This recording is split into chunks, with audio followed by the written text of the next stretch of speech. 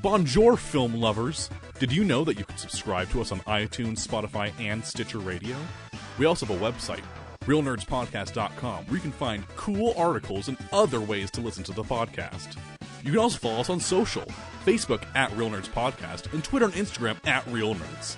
You can also call us at 720-6nerds5. We will listen to it, we will play it, and we will probably commentate on it. Also email us at realnerds@gmail.com.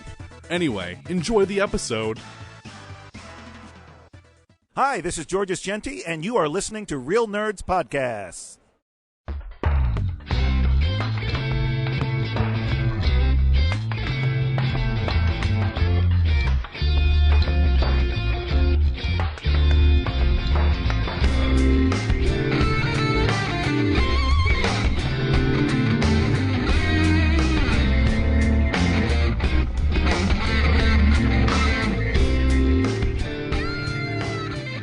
Welcome to Real Nerds Podcast, unofficially the official podcast at Denver Comic Con, no more, Denver Pop Culture Con 2021 and beyond. I am Ryan. With me is Brad and Zach. Hello, hello.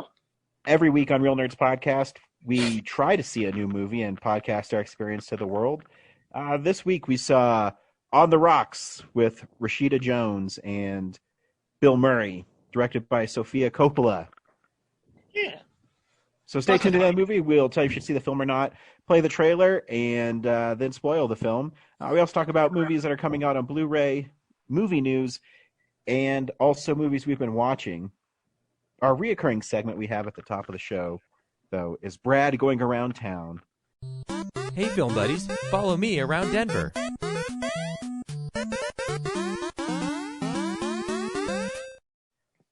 So the Holiday Twin Drive-In has, I guess, stopped showing featured releases. So I'm going to move over to the 88 Drive-In, where they're like the last game in town this late in the season. And they are showing Goosebumps 2, Zombieland, the original, and Resident Evil Afterlife as their triple feature. Going on through, I guess, October... What are we at now? Probably through October 15th at this point. Yeah. Okay. So this might be the last bow for them then at this point. An important thing to note that I had to find out the hard way is they are not open Monday, Tuesday, or Wednesday anymore. So gotcha. it's Thursday through Sunday. So Just like the Alamo. Just like the Alamo, just like Landmark Theaters. Yep. Hey, I can't wait to go to Regal. Wait a minute. It's real news! Yeah. God, we have like horrible energy tonight. No, I thought you were doing the transition, so I was pulling everything up. Ryan already... He's right. Everything sucks. Yep, he did. And, I don't want to read the news, but we got to read the news because it's our duty. Ryan broke the news to us earlier in this weekend that Cineworld, the parent company for Regal, has decided to shut down its operations in both the U.S. and the U.K., with the shutdown taking effect this week. This is in response to the latest delay for James Bond's No Time to Die, which was supposed to be coming out in November and has now been pushed to spring of 2021. Yeah, and that also means in the UK over 5,500 jobs are being eliminated completely overnight. 45,000 in the United States. Yep. Is this permanent? Like they're out of business, or are they just postponing again? No, they're closing because, like I've been saying for 2 weeks, the movie industry is totally fucking over the theater business because they're refusing to release movies. And that stems from New York and California won't allow cinemas to have people in it. And I don't know. It still annoys me because I understand trying to be safe, but it's so inconsistent with everything.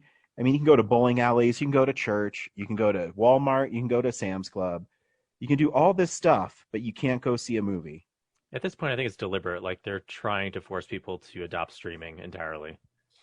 Well, I mean, it's not it's not the theaters. I mean, they don't have a choice because Well, yeah, uh, the studios are sabotaging the theaters because they don't want to have to split revenue with them anymore. well, do you think they don't want? Well, I mean, they have no control over if theaters open in California or New York.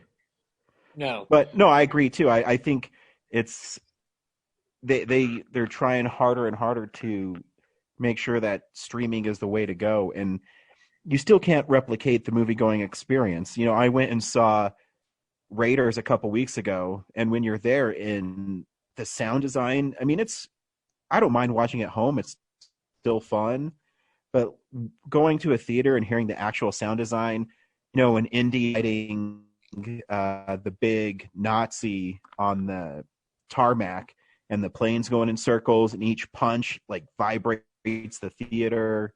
Mm-hmm. And, you know, and it's your connection's getting really bad. Mine. Yeah.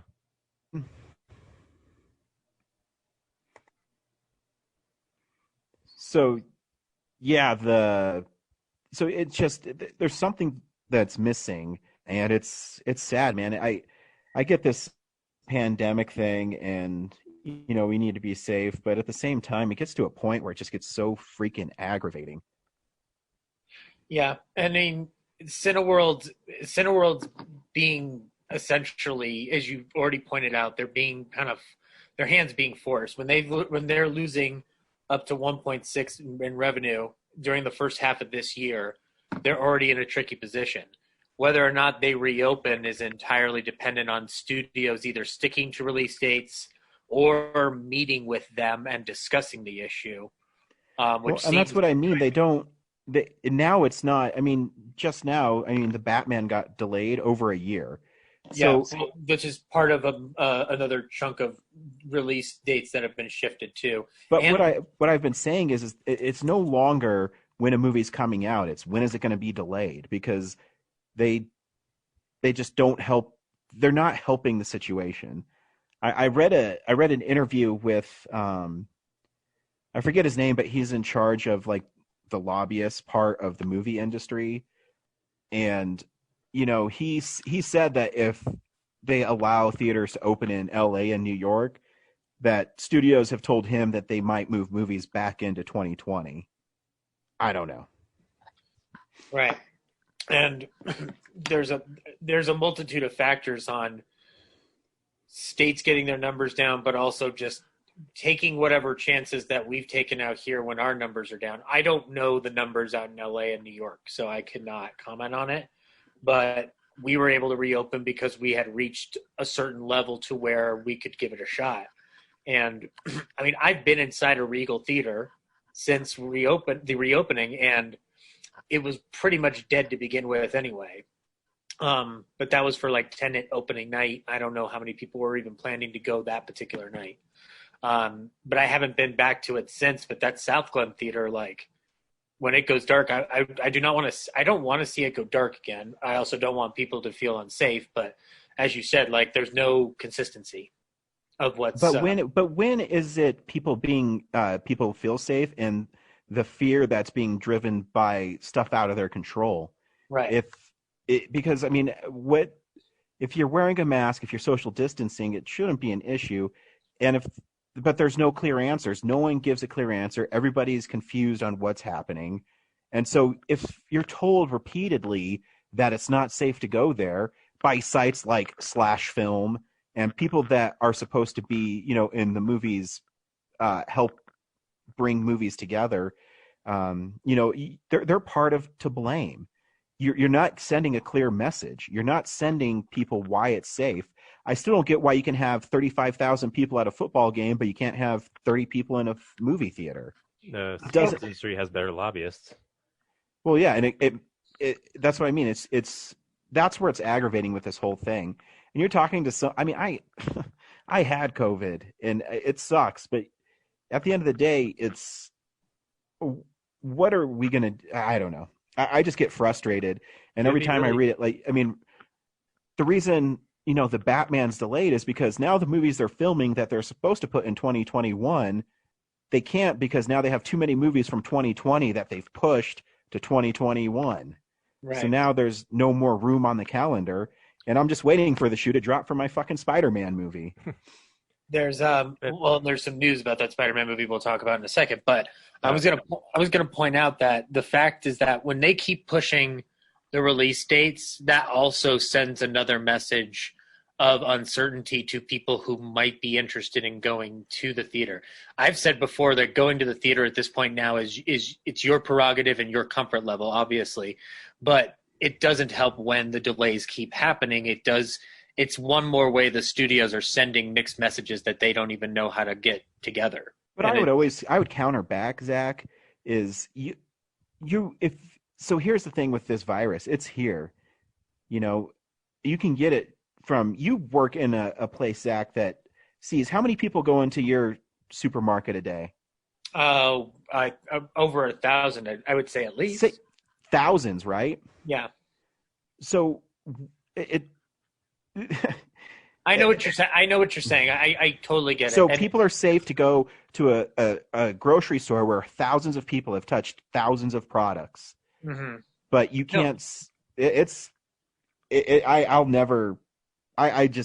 I'm lost for words now. I'm just sick of it. It'd be really easy for the studios to team up with the theaters and do a campaign about the safety of the theaters, but I'm telling you, the studios are trying to sabotage them so they can enact the Paramount decrees, buy up these, theaters that are going to sell because they just can't afford to have them anymore, and then they're going to take 100% of the theatrical revenue.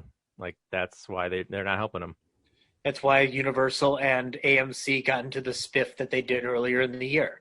And that's why AMC had to compromise and acquiesce to a lot of Universal's desires in terms of being able to do PVOD. So you're right, Brad. This is the death nail in the coffin that they've been trying to wedge in there for years. Yeah. Because the business has changed so much and technology has changed so much that they don't need them anymore. But the thing is that they know that the majority of people don't care about the theatrical experience. Like, yeah, we love seeing indie punch Nazis and 7.1, but realistically, the average moviegoer is fine watching a movie on their phone. So I agree. My wife is a wonderful lady, but she could care less, honestly. She, when I tell her she's watching Hocus Pocus or something on Disney Plus, she doesn't notice, the bit rate dropping, and she doesn't notice the lack of detail and colors in the streaming. She doesn't care about that. She likes the convenience of sitting and hitting a remote and it popping up. She was making fun of me the other day because I've been rewatching Friends, and I've been watching it on my Blu-ray discs. And she says, "Why don't you just stream it on HBO Max?" I said, it just, to me, it loses some of its dexterity and it loses some of its detail. I don't know. There's a reflex that you feel with it. Like, I like doing it with Futurama and The Simpsons. I like popping in the disc the way it's not to, toot nostalgia's horn here, but I remember doing that with my Simpsons DVDs and going time to pop on the next disc, and then maybe I'll go through the disc again with the commentaries. There's a ritual to it that I enjoy. I enjoy that element of it. When I binge watched Star Trek Next Generation, it was fun, but I was like, man, I kind of wish I had the discs on here so I could explore further, or at the very least not worry about the stream going loading, just as Picard's about to say something dynamic and dramatic, but it also goes to they're forcing you to dream.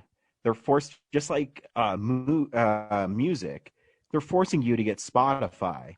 They're forcing you to download it. They're tired of you having physical copies. I mean, how many laptops now have disk drives where you can burn your album in your iTunes account? They don't want you to do it anymore. Yeah. Well, and there's there's always the argument of the future doesn't stop for anybody, but I do like these physical copies of things. I don't want them to go away. I literally had to pick up I wanted to pick up The Old Dark House. It's coming this week. I was tired of having to rent it via Cohen Media all the time. I'm like, I just want the disc in my hands. I don't want. I want to be able to pop it in whenever I want. I don't want to buy a digital copy and acquiesce to Amazon. I certainly don't want to keep re-renting it or finding it on YouTube somewhere. So like there are people like us who still want these physical media products. It's why we're dropping $160 on the Friday the 13th collection, a collection that more or less we've owned in different forms or fashions over the years multiple times, because we still care about people actually taking the time to make something cool for the fans or the people who at least appreciate physical media enough to get that item. Yeah. So they want you to always be renting, like never owning. Because if you own it, you get free screenings out of it. If you're always renting it, they're always collecting revenue. Yep, and like I said, there is a great article that talks about. I should find it and try to repost it, but the streaming makes you believe that they have every option available when they don't. Stuff is always leaving certain platforms, and that's why I got The Office is coming out on Blu-ray in a couple weeks. I ordered it because, I can stream it on Peacock if I want, but Peacock is like Hulu, and it's going to have commercials. Unless I want to pay more money, then the streaming is only like 5 years, and then where's it going to end after the next 5 years? Right. And are they going to censor more episodes? Exactly, and that's another thing too, is they tell us what we can and can't watch, whether it's Gone with the Wind, or this week I shared with Brad, Aqua Teen Hunger Force. I'm surprised that it took them that long to recognize stuff about Aqua Teen, because, I mean, and I love the episode Hand Banana, and it's about a genetically made dog that likes to rape people. And the one that they deemed was inappropriate was getting bitten by a radioactive black guy. I don't know. And Gone with the Wind didn't get taken away. They removed it temporarily to give you a special bonus feature. They still took it away for a little bit. Yeah, but they put it back on. That's what I mean. What if eventually it just becomes too much and they take it away completely? Because they're telling you what you can and can't watch. Just saying. I don't particularly see it that way, because I don't think that film hasn't gone away for 80 years. I don't think it's going to go away without the fight by some people who don't even bother to watch it until it becomes a political issue. You and I have watched the movie, but I understand what you're saying. Those television episodes, we should be able to have access to them in order to, have a discussion around them if we find anything offensive about it, but we shouldn't get rid of it entirely. But is it truly offensive to people? I'm not talking about Gone with the Wind. I'm talking about. Oh yeah, no. Aqua Teen and Community and stuff like that. Exactly. Yeah. I mean, what is comedy without pushing boundaries? What is anything that doesn't open up a discussion? And I'm not excusing racial insensitivities. I'm just saying, in the proper context, it's fine. Mm-hmm. Yeah, and understanding where the joke comes from. I don't know. I don't have the answer, because I'm not the smartest human being in the world on this. But I know that removing it, unless it is causing direct harm, which there's no evidence apart from scant examples in cinema's early history to suggest that any media product is responsible for an actual crime being committed. And so there's not getting rid of it doesn't solve anything.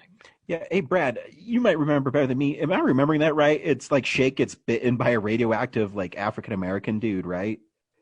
The later episodes, my memory isn't great on, but that sounds right. Yeah. I guess he just acts like him. I don't know. Yeah. I'd have to watch. I mean, I own it on DVD, so I don't have to worry about ever losing it. Because that's the first thing I checked when I saw that. I was like, man, do I have that on my collection? And luckily, I have the first 7 volumes of Aqua Teen. So yeah, apparently there's 11 seasons, and I don't have the Aqua Unit Patrol Squad or whatever, which is like $30 now as a DVD. I know. But I think even after that, there's still episodes that didn't make it to physical. I think the Unit Patrol is the last one, if I remember right. Yeah, but it lists 11 seasons, and I don't think there's that many episodes on all those DVDs to equal that. Yeah. So I think there's a few that are out, like just we can't get a hold of. Ryan, I'll bring up an example that you and I have talked about. When HBO Max first came out, where was the first section we kind of looked at apart from the Looney Tunes section? It was the TCM section, correct? Oh yeah, absolutely. Okay, so what film did we find out was there, and then this copy turned out to be a massive piece of crap transfer, Bringing Up Baby. Bringing Up Baby. So they're going to just put that up there, and because people just stick to that platform and watch it, they don't need to put money into a 4K transfer of it, or even a 2K transfer for that matter. I'm not even asking for 4K. I'm asking for somebody to treat a movie by Howard Hawks starring Cary Grant and Kate Hepburn some respect that it has deserved. A film that, by the way, has no controversy around it either. My hope is things like films like that, the Criterion Collection will always take care of. I'm hoping that will end up there because you have something like Bamboozled on Criterion, which I think, it's purposefully offensive, but people like Criterion do a great job of making sure those movies never get lost. Something like Showboat, they have... Irene Dunn is performing in blackface in it. Yeah. And the Showboat Blu-ray has, it has a special feature on it about performing in blackface and why it's culturally insensitive, Yeah, and the same goes for Bamboozled, which has similar features on it to discuss why the film is doing what it's doing. It's any other film in general, too. It's not even, let's even throw those two off to the side. There's films from different eras of cinema that they provide those contextual pieces. And the Criterion Channel does have those features on them. But there's something lost there that I feel on a personal level. Like, I just love those discs. I love the work and the care that they put into them. And they always have nice essays in them. Yeah, they do. And those, just because they have those on the Criterion Channel now, who's to say that they won't eventually remove them in favor of other films? Because Criterion Channel doesn't just have their titles. They've also been licensing other films that they don't even have on their boutique label physical media, which is interesting and cool. But it's also kind of like, well, who's to say they're not going to try to get more content and then they get rid of that bonus feature content in order to make room on whatever they store everything on in order to make that happen. So, yeah. Point is, buy physical media. Look at us whine like little crybabies. We're like, I don't know. I'm just like I'm just in a bad mood from this week. I really am. I'll tell you, I don't even feel like I'm whining. I'm just like, this last week has been coming to terms with certain elements of the future taking hold. But we'll talk about it in the review. But going to see the movie this week in a theater was a great experience. But there's caveats to that, obviously. But there's undeniably something that I've been missing when I had this particular experience. But like I said, we'll get to it later on. Can I move on to another piece of news? Yes.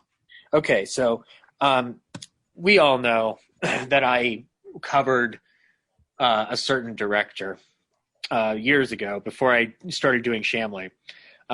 This man my view of him has changed over time, and my assessment of him has changed over time. Yet regardless, he still manages to stay alive, keep making movies, and keep stretching out this fucking series. Clint Eastwood is going to direct and star in a movie called Cry Macho at Warner Brothers. He will star as a former rodeo horse trainer and former rodeo star named Mike Milo, who schemes to make $50,000 by snatching a streetwise Mexican boy from his alcoholic mother in Mexico City and delivering him to his father.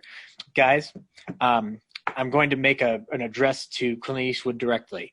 We get it. You're not going to stop. You've won. I'm tired. I want to go home. I would never advocate for someone to retire if they're still enjoying what they're doing. Oh, no. I'm kind of joking from the perspective of because I still need to do an article on Richard Jewell, and then I'll have to do one on this eventually. So I might just wait. But I appreciate that he's still working from that respect, because I've always said in that series, what's interesting is that he's never stop directing because he always finds something new to learn each day about the job or about storytelling, et cetera, et cetera. My views on his films changing over the time that I did the series aside, it's interesting that he's going to get another film off the ground again, obviously. What's even more interesting is, though, he's retired from acting how many times? I think that's what's more kind of eye-rolling to me. I'm like, how many times are you going to say that this is your last movie you're going to star in, and then suddenly it's not? Like, it was supposed to be Trouble with the Curve, then it was The Mule, and now Cry Macho. I'm just wondering, like, does he want to stop starring in movies? Because I don't think he does want to stop. I think he has to wait for somebody to wow him again with a script idea, but until then, he just says, this is it for me. It's like Steven Soderbergh when he said he was going to retire, and then he painted for a little bit, and then came back and made iPhone movies. Like, nobody ever stays retired. I just wish they would not say it, because it always comes back to bite him. Like Robert Redford saying Old Man and the Gun is my last movie, and then Avengers Endgame is his last movie. Yeah, he could have, shot Avengers Endgame first. Yes. That's what I think the actuality is. It's just one of those things of just like, oh, I guess that wasn't your last movie, that Old Man Bank Robber movie. Anyway, though, it's not a joke. I'm curious to see what it is. I still haven't seen Richard Jewell. Like I said, I got Clinted out, and I was tired of him blowing his mouth off in the press, so I'm just kind of like, I'll just give some time away from this. But, yeah, it'll be coming, I don't know, whenever movie theaters are allowed to show Clint Eastwood movies again, because I guess that's a different spectrum. Let's move on to some news that Ryan will like. Ryan, do you want Electro back? Yeah. I mean, it was a shocking piece of news when I read it. Ooh, wonderful pun. And that leads us into the news that Jamie Foxx's Electro will be coming back in not Spider-Man 3. I'm going to call it MCU Spidey 3. Because when I see Spider-Man 3 in every headline for it, I'm like, guys, they made Spider-Man 3. It was directed by Sam Raimi and starred Tobey Maguire. Wait, I'm going to call it, so it's October 5th, 2020. It's going to be called Spider-Man Homesick. You'll be watching it at home biting through your streaming device. I will not. I'll be watching it in a theater. He's gonna break into the Disney screening room because it will stick with the theme that they're going with the MCU stuff, and his since his identity's been revealed, he can't go home, so he'll be homesick. I'm such a genius. Okay. I thought for a second that you were pulling a COVID joke, but no, that actually works. But you know how I said Tobey Maguire a minute ago? Question mark. It looks like he and Andrew Garfield are now in talks to be in this movie too. So it looks like I don't want to sound stupid, so Ryan, correct me if I'm wrong. It's not a multiverse, is it? Well, I mean, we have the multiverse of madness coming out with Doctor Strange, so right. So then that's what they're probably aiming for with this casting is like, okay, if Doctor Strange opens the doors for that multiverse, then we can start bringing back old Spideys into the mix.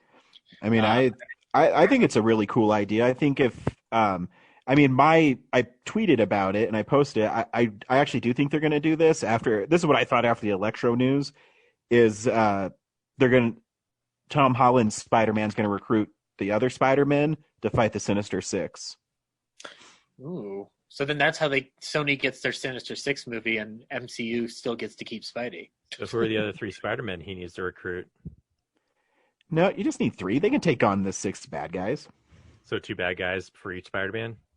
Fuck yeah. Spider-Man alone has beaten the Sinister Six, Brad. Spider-Man outwits them with his brain. I just want apparently not enough because he needs 2 other Spider-Man to help him this time. Yeah, well, they might be really strong. or Ryan, Elliot Gould comes up to Tom Holland and goes, "You're going to need 11 Spider-Men." And then it's Spiders 11. But how sweet would it be if, Willem Dafoe and Alfred Molina both come back? Don't you tempt me with a great time, Ryan. Don't you dare tempt me with a great time because I will take it. Because then you could have Green Goblin, Doc Ock, Vulture, Scorpion. I'm going to say Morbius and Venom to finish out the Sinister Six. I wouldn't say the Vulture or Doc Ock hate Spider-Man, though. I think they're kind of indifferent. Yeah, Molina didn't hate Peter Parker. The claws made him do it. Mhm. But what about Thomas Hayden Church? We could probably bring him back as. I think the Sandman's okay not coming back. Oh, I don't know. He was cool. I'm not advocating for a certain black-suited character. Name starts with a V coming back in any way, shape, or form. I'm totally fine if he is just nowhere in the proceedings. Anyway. Or what if the whole thing's the mastermind of Mysterio, where Spidey thinks it's a multiverse, but Mysterio didn't die and he's just in a being. He did in a mention big there's game. a multiverse in the last movie. Yeah. What if, Ryan, there's a multiverse in the directing of this movie and Sam Raimi ends up directing his fourth Spider-Man movie while John Watts directs his third? I want that to happen. By the way, Sam Raimi's still doing Multiverse of Madness, right? Yeah. Okay, good. We'll talk about Sam Raimi later. Moving on, though, Glow has been canceled after the previously announced season 4 was announced. No, it's no longer happening due to COVID-19. So I angrily tweeted at Netflix. Yeah, I know you did. They'll be reversing the decision soon enough. Trust me. They'll be going, whoa. This Brad dude's pissed. Is he really going to cancel his subscription? Maybe we should reconsider this. Nelson and Netflix says, fuck Brad.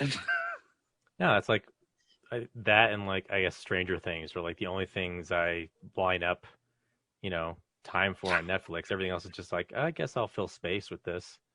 Yeah. Well, they will never get rid of Stranger Things. That's too much of a marketing juggernaut for them. They will, because the kids will age out. So, yeah. How you found into season 4, there was some kind of outbreak as a result of everything that happened in season 3. I don't know. But yeah, that's really Figure it shitty because season 3 ended on a huge cliffhanger, and now that's not going to get resolved at all. So, And if I read the article right, they were going to make it, right? And then they're just like, fuck it. yeah. Yep. They were all on board. There was a wrestler who was signed on to do it that posted about it and how sad she was that the work that they've done so far is not going to be seen. So Yeah, Mark Mammer's like, sorry guys, this sucks.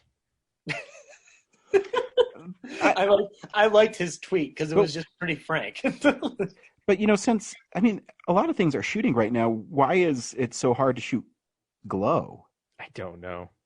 I really don't. I do think it's just an excuse so they don't have to pay them probably more money because it's in its 4th season. It's not even that, like, I wouldn't say it's even that popular of a show that people should be demanding raises, and there's not like any huge stars that are like breakout movie stars on it. So Did they have any delays prior to COVID, like anything involving No? no. no, then I guess then maybe there's just it isn't like a juggernaut of like capital for Netflix, like, but then again, neither is giving $160 million to Martin Scorsese, so I don't know what they're thinking, but Yeah. like, It's baffling. yeah, like usually when they make decisions like the one I just mentioned, I don't question it, I just enjoy what I get. But when it's a TV show, it does suck because they don't let things finish up. It's the same thing happened to MST3K late last year. And we all watched it. I watched it multiple times. Still wasn't enough for them to say like, hey, we don't need to spend very little money to make this sci-fi show where the biggest amount of money we spend is licensing the films themselves that we make fun of. I don't understand it. Yeah, Netflix treats their shows like shit. Yep. Agreed. Well, maybe Apple TV won't treat theirs like shit because we just got a trailer for the Snoopy show, and I want that to last until I die. I know, it was great. It looks adorable, right? And it doesn't look like they're disrespecting anything. It feels like the Peanuts movie that we saw 4 years ago. I'm totally down with this. I do wish that it was kind of more or less a reboot of Charlie Brown and Snoopy show, which was basically like the one that they did in the mid 80s to early 90s ? I don't know the time frame of it, but it was the one I watched on Saturday mornings all the time, or in weekday mornings when they had it on Fox. So, but if it's just Snoopy related, that's cool too. Snoopy's a great beagle in history. Fun fact: he went to the moon and wrote a novel and hunted down the Red Baron. That's right. Yeah, yeah. Oh, and he did all this while being a vulture. And then Woodstock tried to copy him being a vulture, and he said, "Nah." As I just read that strip the other day. And that's news, unless I missed anything. Oh, I got some Blacklist news that I'm sure Ryan will love. Oh, fuck. Ryan, mute. Dang it, where is it? Hang on a second. I just want to get his name right because Clark Middleton has died. He was an actor on The Blacklist and Twin Peaks, and he had a pretty fun arc on The Blacklist last season, and yeah, this reaffirms that now that Brian Dennehy's gone and Glenn, that they should have ended the show last season. So A way to make me seem like an asshole where I'm like, fuck that show. Oh, one of the actors died on it. It's just not your week, Ryan. Not your week. You weren't going to watch him either way, Ryan. He was on Twin Peaks and The Blacklist. It's just hitting both of your weak spots that you'll never hit. But he was on the revival of Twin Peaks. Yeah, that's sad. Terrible shame. Yeah. Hey, what movies are coming out that you can get physically? DVD releases and Blu-rays. Well, Ryan, did you like Shutter Island? Did you not care about Shutter Island? I'm indifferent to Shutter Island. Well, you can now be indifferent about it in 4K because it's coming to 4K. That you can pick up as well. Warner Brothers is putting out 300 in 4K, which seems like that should have happened a long time ago. It just seems like that movie is way too popular for them to have not put that on 4K as soon as possible. But you can get it now on 4K if you like. Kino Lorber is putting out The Secret of My Success with Michael J. Fox, which I've never seen before. Ryan, have you seen this, Brad? The Secret to My Success? Yeah. Or Secret of it's My awesome. Okay, I've not seen this movie. Would I like it? I mean, it's a silly 80s movie.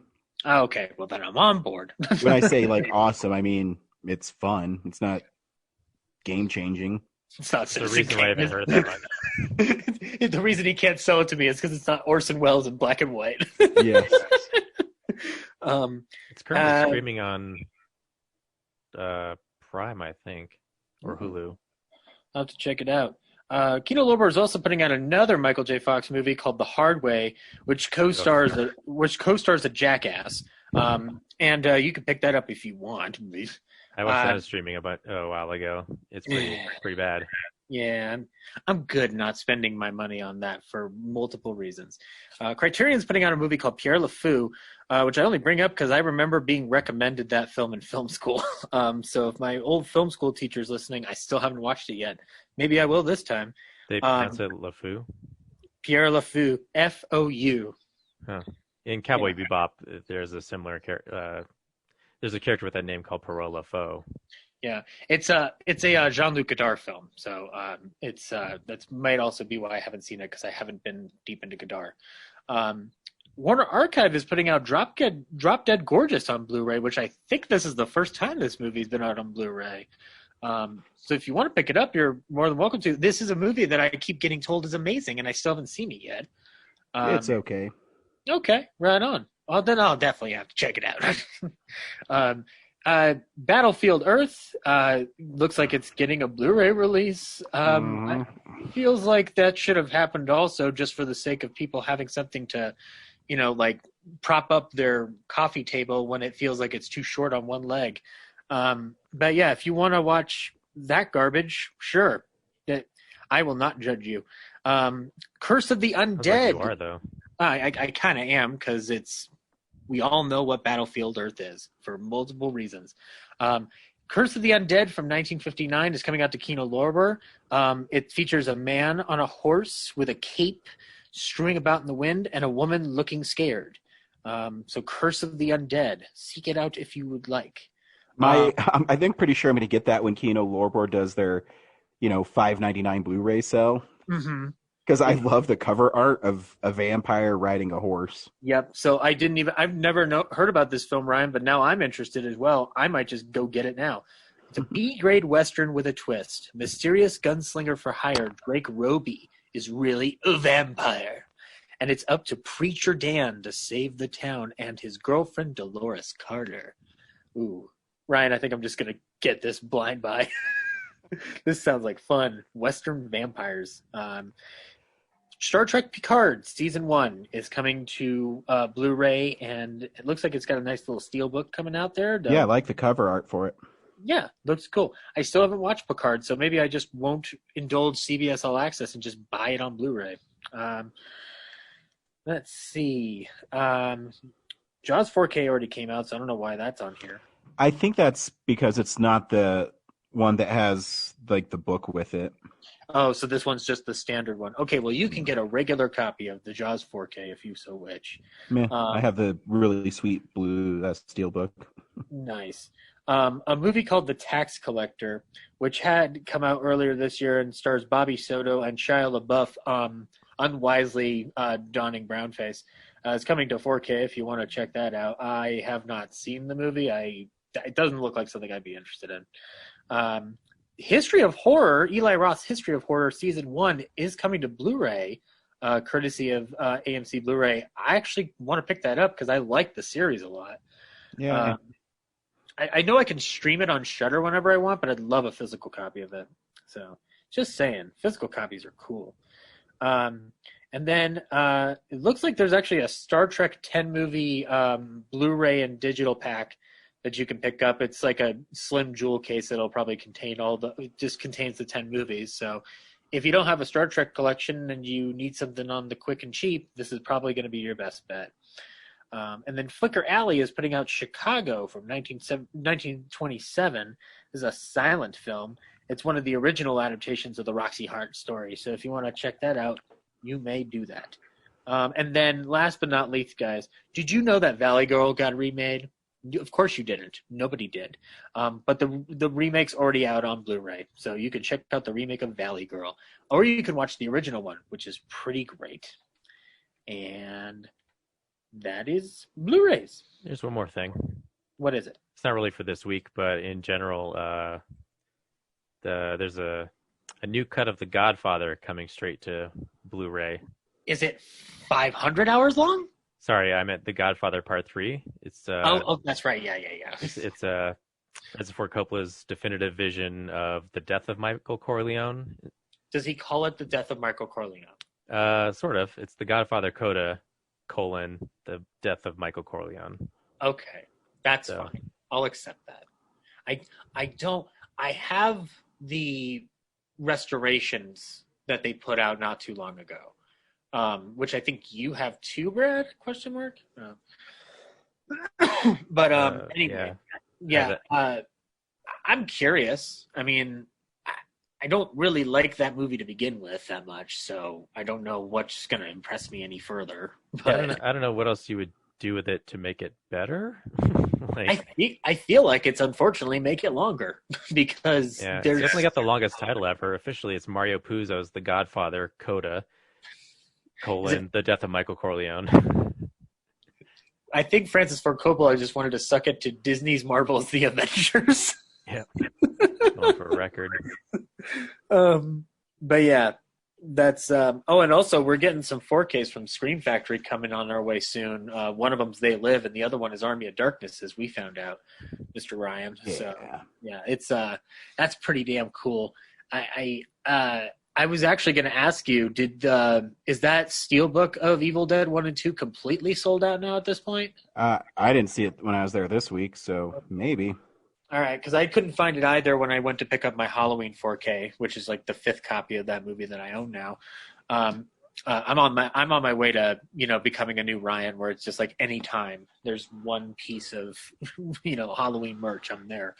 Well, it was funny because when I was at Best Buy, I was texting Brad, and I was like, I'm not going to get this. I literally just got it. And he's like, you're a sucker.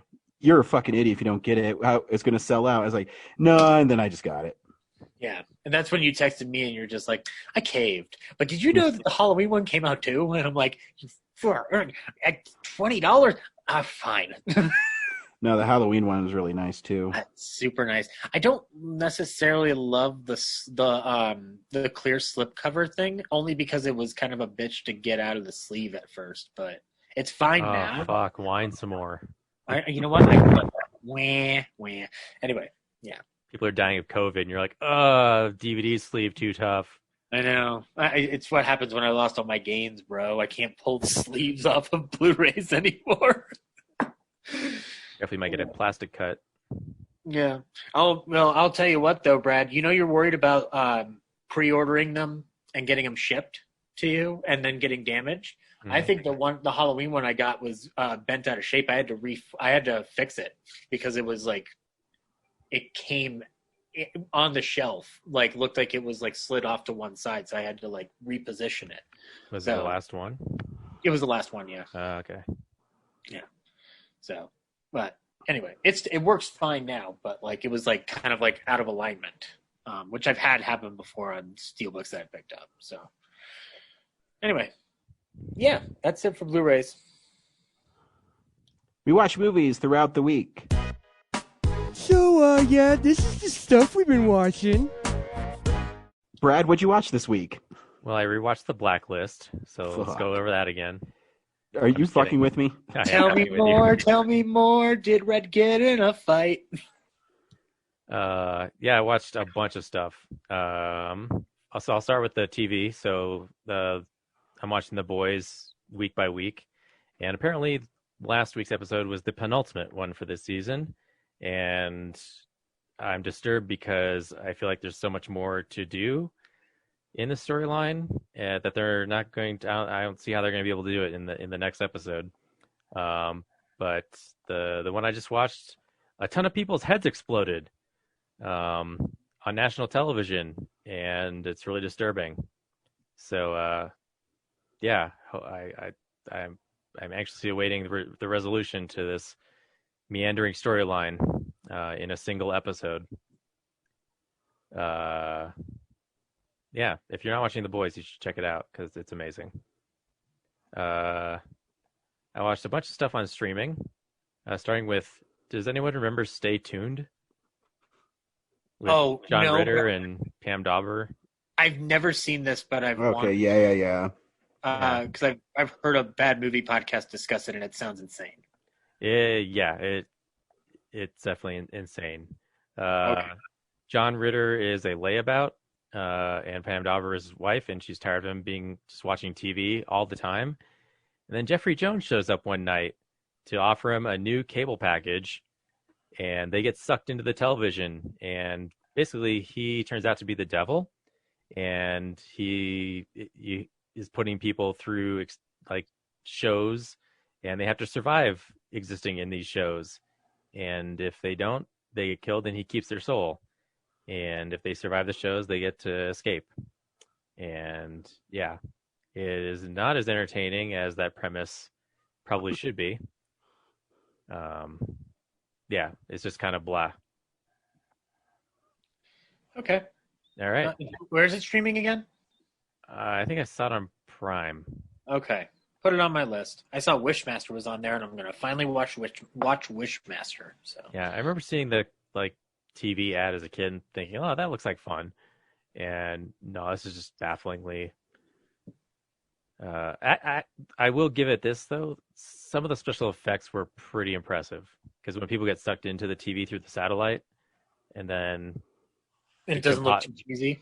Yeah, and then they get composited into the shows. Like, is it, for 1992, yeah, wasn't that bad.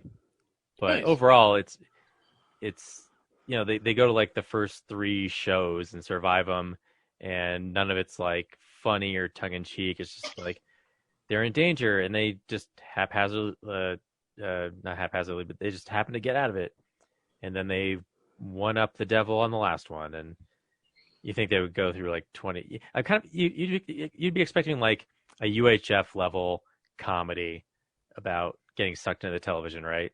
And yeah, that seems like the logical place to go. Yeah, but this doesn't have Weird Al, so it's not clever or funny. Yeah, fuck it. I rewatched Pacific Heights, which is a movie with Michael Keaton, Melanie Griffith, and Matthew Modine.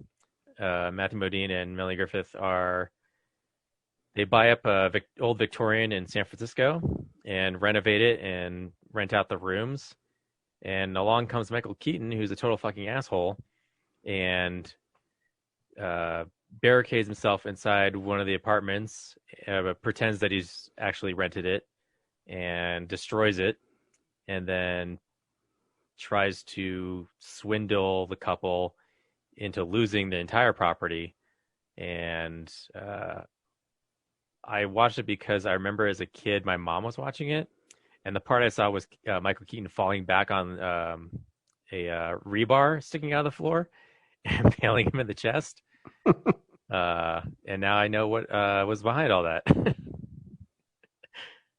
And it's even funnier now because he falls back in like super slow motion. Like in my memory, it was just he trips and he falls backwards and like, oh, what a weird mishap.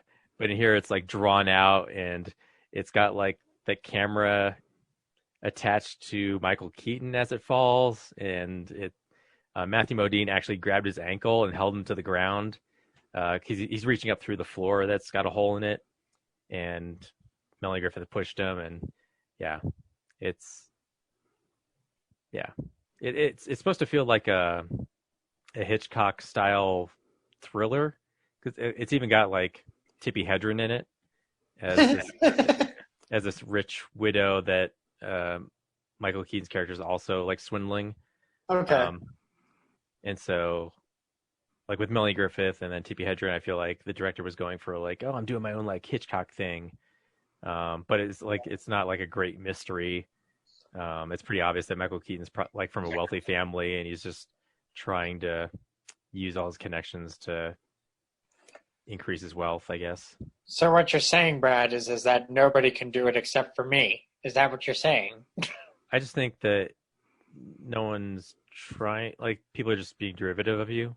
Yeah, okay. That's what I fucking thought. I'm still the master, even up here. Thank you. Like, I wouldn't say they're trying to be better than you. I think they're just trying to emulate you. Okay. Like, ride your coattails. Oh, like that Brian De Palma child. Yeah, I know him. Yeah, funny guy.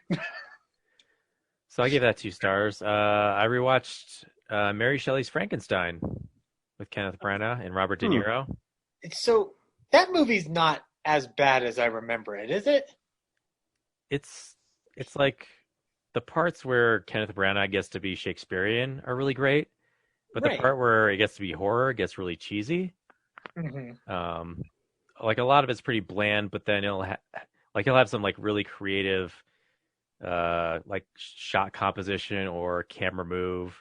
Like it puts a lot of like the best parts of the movie are when he's reanimating Robert De Niro. Mm-hmm. Like there's a lot of energy in those things. And then everything else is just kind of like, I don't know.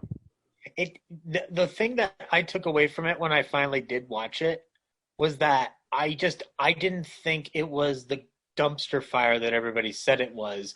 It just wasn't like something that I'd go like, oh, that was the greatest adaptation of Frankenstein I've ever seen. And I don't think De Niro's terrible in it, but no. But my big question kind of blew me, or not blew me, but like the ending felt weird, or like the last third of it. But. Yeah, I haven't read the book, so I can't compare like what translated perfectly or not. But my big question is, so Frankenstein reanimates a frog, right? In like a petri dish to test his work. And that frog isn't made up of different frogs sewn together, yet it's still reanimated and kicked the glass open. Yet he sewed together a bunch of other people to make his monster? Like, why couldn't he just reanimate a whole human body? Oh, I want to say it doesn't matter because I don't believe it's even explained in the book, but I don't know. Science? I don't know. I don't have the answer. Ryan, you know a lot about this stuff. I haven't seen the movie, and so I can't make an educated guess. Well, it could be Frankenstein in general because he also has to do that to make up. Oh wait, no, because in Bride of Frankenstein they just kill that one girl and then they put the artificial brain that Dr. Pretorius makes. So no, in this version, I don't know. I don't know why he'd have to sew up a bunch of different. Yeah, I don't. I'd have to rewatch it. Sorry. Yeah, like I get his motivation is like, okay, well, I want to get the legs of someone who's like a really strong runner and like the brain of a genius, but his goal in the movie is just to keep people from dying. Like that's like his mom died and he's bummed out about it, so he dedicates his life to like cheating death. Um, but like that's not, the motivation of piecing all these other people together doesn't seem like if he can reanimate the frog, why does he have to do that all? So later on when his half sister that he marries gets set on fire and her heart ripped out by his monster, like he has to put like the servant girl's body with his half sister's head to put it back together. It's just like, I feel like you just at least just get the heart part and she won't feel as ugly. I have a way we could possibly solve this problem. Ryan, do you remember exactly why Herbert West had to do it? Because that could actually help answer this question. Fuck, no. Okay, then we're screwed. I can't remember Reanimator right now. It makes sense if his goal is to like, okay, I'm going to make the perfect human being. So he's going to be super smart, super strong, right? Right. But no, the movie's his motivation is like, I hate that people die and I don't want that to happen anymore. Because there's also like a cholera epidemic going on in the background that everyone's trying to escape. So there's like the other motivation would be like, oh, I can't get a complete human because like all these bodies are decomposing, so I have to like piece by piece. But all the people he gets are pretty fresh because they all, like Robert De Niro's in it because he gets hanged early in the movie before he becomes the monster, and John Cleese is the guy who inspires him, and he steals all his work from, and his brain's fresh. Like he could just use the entire professor's body and brain. Like I don't know why he's used pieces of everybody. So yeah, calling you out, Mary Shelley. If that's really what you wrote. Man, I had to think about that too. I haven't read that book in a while. Maybe we should do it as a Real Nerds Film Book Club. Well, I can tell you, reading a book that was written in 1799, it takes a little bit of patience. But it'd be fun. Also, if you are calling out Mary Shelley, I have a few questions for Lord Byron as well. The next movie that I really did not like at all is St. Elmo's Fire. Is this the first time you'd seen St. Elmo's Fire? The first time I've seen it. Has anyone else seen it? Yeah, and there's a reason I'd never gone back. Yeah, it seems like... So I'm watching the movie, and I'm watching these characters exist, and it's really just a movie about like 6, 7 college, like teenagers who went to college, and then we're catching up with them 4 or 5 years after they've graduated from high school. I don't know why I said college. No, they didn't go to college. I meant after they left high school. So they're only like mid-20s people struggling with life in the 80s. Like every one of them's a mess, but what was I going to say? All the characters, I'm listening to them, and they all seem like they have the same voice and outlook on life as, like, they all seem like they're the same character with different, that have been split off into 7 different people. Mm-hmm. And then I read the credits, and it's directed by Joel Schumacher and written by Joel Schumacher. Co-written, but yeah. Co-written. The best part about that movie is the theme song. Yeah, Man of Motion, yeah. Yeah, which they've used twice, which I did appreciate. It's a film it's a film that, because it's not by John Hughes, but is trying to be John Hughes, it loses a bunch in the process. And that's not to say Joel Schumacher's not good at what he does, but this is just one where I'm just like, I'm not tuning in for it like the way others might be. Yeah, that was my other surprise, is I double checked. So St. Elmo's Fire came out before the Breakfast Club, but in the same year. So, and it has most of the same cast. So I think it's really just coincidence that they're so alike. Because obviously they're 2 different ideas by 2 different writers. But yeah, I was just like, it just felt like watching it. I just felt like I was listening to Joel Schumacher talk about his outlook on life through 6 or 7 different people, and all those characters are just awful. I'm looking at the poster right now, and I never realized this was the poster. The tagline is, "The heat this summer is at St. Elmo's Fire," and then it just says at the bottom, "St. Elmo's Fire." I don't like it when posters say the title twice, unless it's at the bottom near the Well, if you watch the movie, the bar itself has the sign on it twice. Like the awning has St. Elmo's Fire written on it. Yeah. And then they have a big neon sign above it. Right. I'm more arguing this for the poster itself. I mean, I get that the bar has it, in a bunch of different places, but Well, the poster might have been like, "Oh, I'm just going to emulate what the bar looks like in the movie." I'm just not going to do any work. But yeah, and then so yeah, Judd Nelson is like his thing is he was like into helping the Democrats win elections, and then he decides, I'm going to be a Republican because they pay better and I can move up faster in life. And then Demi Moore has a drug problem with her character.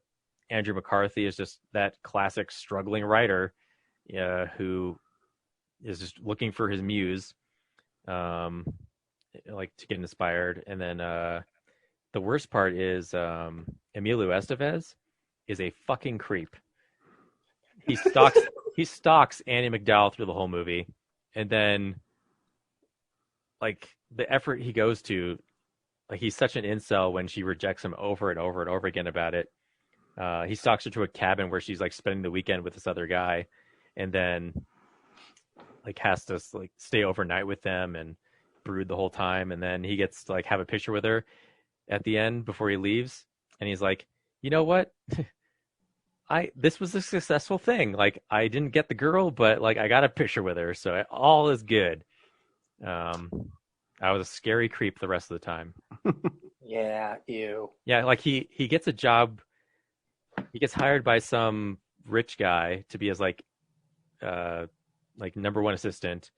Like when he starts to think that she's only into guys who have money, so he steals that guy's car, and then hosts like a huge party that she doesn't go to, and then he storms out of the party and like tracks her down in the mountains to like complain that I did all this for you. Yeah, just awful. And then Rob Lowe, like there's this other girl in the group that is the virgin, and she's been in love with Rob Lowe, who's just a total like jock, like screw up the whole time. And then he's like, I'm going to go away and get my life together. Do you think you can give me your virginity before you go? And she's like, okay. Like, yeah, like didn't earn it. I don't know. Yeah, I can't feel St. Elmo's Fire burning in me. Treated her like shit the whole time. Yeah. And then he's like, yeah, fuck me before I go, please. Yeah. Yeah, no. I thought that movie would be a lot cooler, and it is not. Can I put that on the poster instead of this stupid tagline? I think the Breakfast Club is okay. Like it's not my 10 favorite times better thing. than this movie. But this movie is just like there's no reason to watch this ever again. That was a long, as I was watching this, I hate this so much. I just want to finish it so that I can say I watched all of it and it's over. And the last 3 things I watched were in the theater, or what last 2 things? I watched Kajillionaire, which is just a fun, silly indie romp about a girl who has weird parents, and she, like another person comes along and exposes that her life is weird and that her parents basically don't care about her and been using her, and that's about it. And it's just kind of weird and quirky for the rest of it. It's not. How's Richard Jenkins in it? Doing great work as Good. usual. Yeah, it's pretty standard. Just him being amazing. Gotcha. Yeah, just being what I've seen. Like it's the material really that he has to work with it. Yeah. Gotcha. And then the last thing I watched was Brandon Cronenberg's directorial effort, Possessor. Which was super weird, but I enjoyed it because it is so like arty, I guess. visually it's kind of like creatively out there. Andrea Riceborough, she it's kind of like Ghost in the Shell. She is this, I guess, assassin. She works for this company, and you get plugged into this device that on the other end has a receptor plugged into someone else's head, and you can inhabit their body wirelessly and control like their life by jacking in. And then this company mostly uses it to assassinate people. So eventually she gets stuck in it and can't get out. And part of being jacked in means like after you do get out, you're still kind of stuck with some of the host's like memories and personality. And as time goes on, it just kind of wears out. But she gets so stuck into this one mission that the company has to like work extra hard to get her out of it, and all this chaos ensues, and she kind of becomes like a worse person because of it. Is more of a sci-fi, or is it more horror? I'd say it's more of a sci-fi as an idea, but it's really graphic. Like kids get shot in the face. Oh, I don't want to see that. Lots of blood. Like Sean Bean is in it. Like he gets his head smashed in and his teeth like ripped out. So he kind of does a lot of the body horror stuff like his father did then. Yeah, I don't think I've watched any. Like the only Cronenberg I've seen is him getting killed in Jason X. Oh, but you might like Scanners. Scanners is fun. Yeah, I've seen that Scanners clip. Okay. But that's about it. And there's like really graphic sex scenes too. Oh, The Fly. Brad would like The Fly. Oh yeah, I've seen okay. Jeff Goldblum. Okay, then yeah. That's kind of what I meant. Was like, does it get like bizarre, like in that way? No, it's not like creature horror. It's really just like graphic, like a lot of stabbings, a lot of gunshots. Okay. Yeah. So. Yeah, it's kind of cool in an art way, but it's a little hard to follow. Like you really have to turn your brain on for it. That's what I watched. Zach? Next week on Real Nerds. I didn't know this was the Brad show. Fuck. Yeah. Yeah, sorry. Did we talk about On the Rocks? Oh yeah, I also watched Society, but wait, you can't just skip Society, Brad. Have you seen it before? I think I can. No, I haven't seen it before. Okay. I kind of tuned most of it out because the acting was so bad. But no, Ryan, he's wrong, right? Because the last third is worth watching alone. Well, no, the acting is bad, but the practical effects are really great. Yeah, that's the thing. That's why you watch the movie. That's why I stuck my neck out for it in '89 Thumbsplosion. The makeup effects are pretty creative, but also like it's almost in 4K at this point. So, like, yeah, all the makeup lines show up pretty clearly. So, yeah, I like that movie. I appreciate it was trying to go for like this classist like deconstruction, but the acting is just so bad that, and like the pacing is so weird that it was hard for me to pay attention. I have the Arrow Special Edition, and it's a really nice Blu-ray set. And I'm jealous of you because you've got the one that you can't get anymore, right? Yep. Damn you, Mike. Arrow's starting their own streaming service, so maybe you can watch it there. Well, but the version that Ryan has like a comic book in it too. I believe so. All right, Zach, talk about your movies. Sweet. All right, cool. It's Halloween season, so I decided to do at least one horror movie a night. So I started off my first night of it on October 1st with a double bill of Dracula and Frankenstein, which is the same double bill that also brought back the monsters in 1939 that led to Son of Frankenstein being made and released. I thought you were going to say Twombly and The Boy Who Stares. No. That double bill. Wait, did you say 1939? So the double bill the double bill of Dracula and Frankenstein. Oh, the double bill. I was like, Zach, I think your years on your movies are wrong. No. So, no, they both came out in 1931, but this double bill that independent theaters ran, it was actually originally a triple bill of Dracula, Frankenstein, and Son of Kong, because they could rent those prints out, was so successful at this one theater that Universal released a double bill of Dracula and Frankenstein in 1938 into 39. And it was so successful that Universal, who was fledgling at the time, said, well, shit, let's make some more monster movies. And that's how Son of Frankenstein gets launched out of the ground. And it's also one of those things that catapults into where you get with the Wolfman and then the monster bashes of the mid-40s before you go into Abbott and Costello territory. Anyway, though, rewatching those films, Dracula I still love. I actually appreciated the visual scheme more. I will fully admit that it turns into a drawing room drama halfway through, and it's very stilted. The camera doesn't move a ton. But there's certain things that Todd Browning did as a director that I appreciate in terms of creating a creepy atmosphere. It's the same impact I feel is kind of there with Tobe Hooper in the beginnings of the Texas Chainsaw Massacre, where you're setting up this environment of things are off, things are wrong, and both have armadillos in them inexplicably. In the case of Dracula, it's them crawling through the castles and such, and the catacombs. And Bela Lugosi's, it's an all-timer performance. And then Frankenstein still works.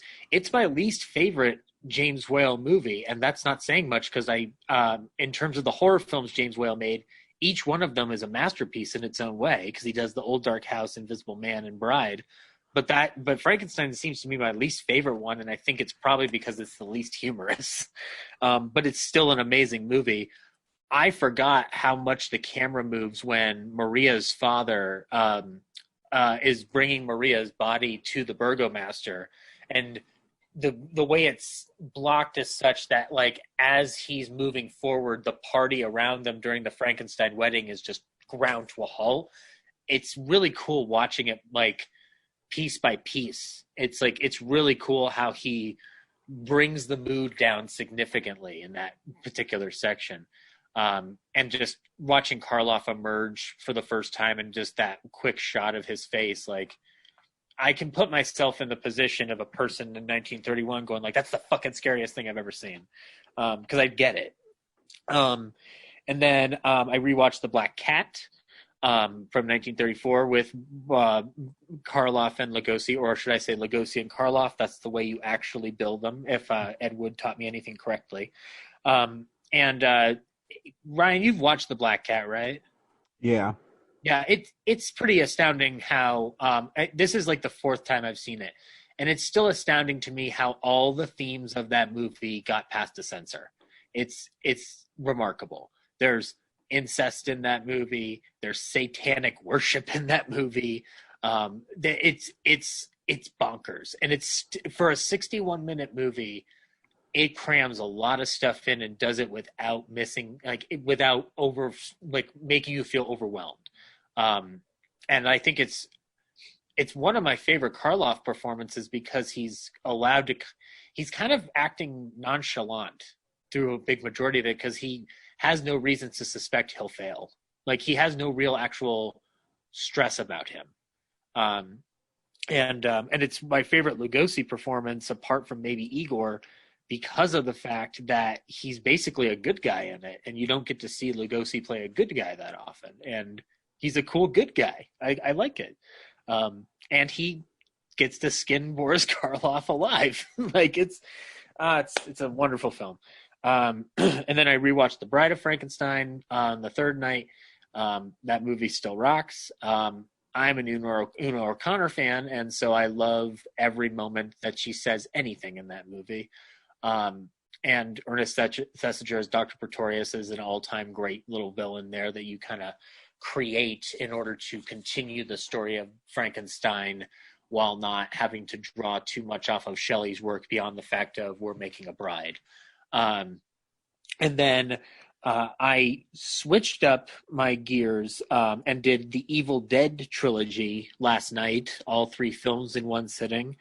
They all still rock. All of them are still pretty flawless films in terms of what they're going for. They are flawless films, not pretty much, Zach. Pretty much. The only reason I say pretty much is because I don't think they should offer an enhanced version of Evil Dead when the director's version of 133 is perfectly fine.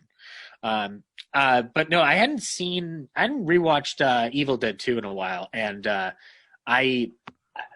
Brian, if anything, if we were characters in the Evil Dead universe, I think you'd be Ash. I think I'd just be the laughing lamp. I think that's my spirit animal in the Evil Dead universe. I can't be Henrietta because I'm not that terrifying. I'm just the laughing lamp. Because who else could I connect to? Like if we were playing a Dungeons and Dragons version of Evil Dead, that's who I'd be, the laughing lamp. And I loved rewatching Army of Darkness to end the evening last night because I know it's not the version it's the version they had to film for the theatrical where he's fighting the Deadite in S-Mart, but I still love the line, "Lady, I'm going to have to ask you to leave the store." It's the greatest movie that's ever been made. It's wonderful. I was giggling my ass off at the line, "I did my part. Now I want back, like in the deal." This delivery is so brilliant. Bruce Campbell is one of the finest physical actors that's ever lived. Oh yeah, hands down.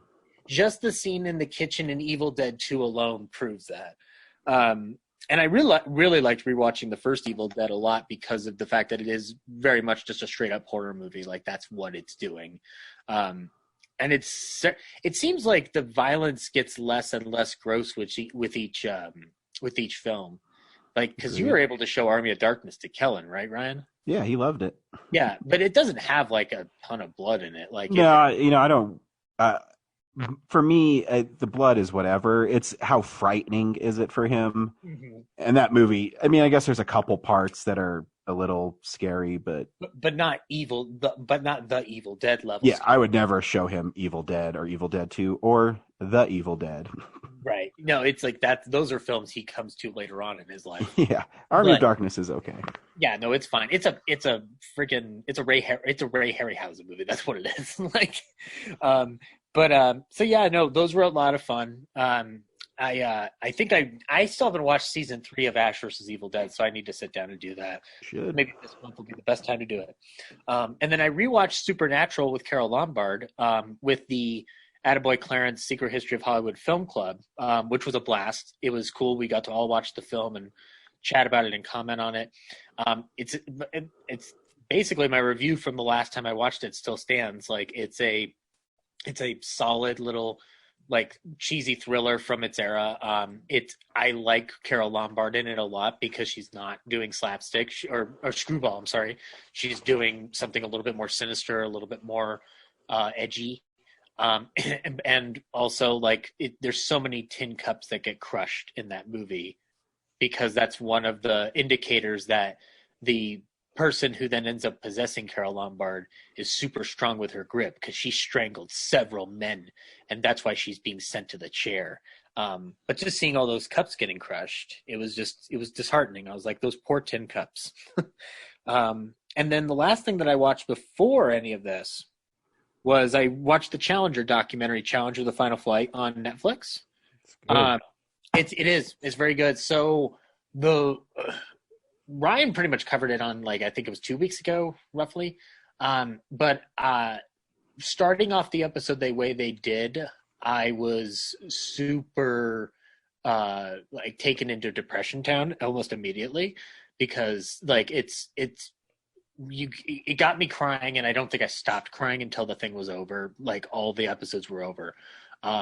What I found interesting about it was the most interesting thing of it to me, apart from the stories of the actual astronauts, is the fact that talking about where everything went wrong and why NASA was pushing in the direction that they were. And also the scene where it's the moment where they're talking about they're in that conference with NASA, basically telling them we don't want to approve because we don't have any guarantee that these O-rings will sustain. And and then having to go in and basically reverse their own decision, like in order to appease NASA. Like it was so interesting and very honest, like in a way that I didn't think it was going to be. And so, yeah, I if you've not seen it, it's really, really good, really, really heartbreaking. I didn't know much about the actual tragedy itself beyond the fact that a school teacher was part of the crew, but learning about the actual crew, the people who trained for it, and like their stories, and like there were several people in there who were like the first of many people to do certain things with NASA and in space, period. Mm-hmm. And that was just like, it was heartbreaking to like watch people who had accomplished a lot, and then this is their ultimate fate is just devastating. And also the commission stuff in the last episode where they're sussing out what happened. Like it turns into a weird spy movie for about 5 minutes in terms of like people passing on information that they're not supposed to. So yeah, if you haven't seen it, it's on Netflix. Check it out. It's pretty fucking fantastic. And that's all I watched this week. Cool. Yeah, I think we all kind of watched a lot this week. I don't know what was in the air. I couldn't sleep a few nights ago, so I rewatched Not Another Teen Movie. It's totally ridiculous, and there's a lot of like stupid jokes in it that are gross. But it's also a movie I absolutely adore because it's so stupid. It's a great Chris Evans performance. Yeah, it's one of his earliest ones, and I think next year it's 20 years old, which kind of blows my mind. You're getting and old. I think Chris Evans was only 19 or 18 when he made the movie. Nice. But yeah, there's this really gross running gag about incest throughout the film, where Chris Evans' sister wants to hook up with him, and he's like talking to her. He's like, "Gross, we're related," and his sister says, "Only by blood." It's just so ridiculous and so gross. And then when his girlfriend breaks up with him and his dad comes into his room, he says, "Hey, son, I have the perfect rebound girl." And Chris Evans is like, "Dad, that's Mom." It's so weird. But yeah, it's fun. Is that the best of the movies that came out around that era? It was the first one, and I think it's the only one that's actually somewhat funny. I mean, I think it's pretty funny, but I can see why other people are, whatever with it. I like it, and I also like the first Scary Movie and maybe Scary Movie 2, but other than that, none of the other movies like ever did it for me. Yeah.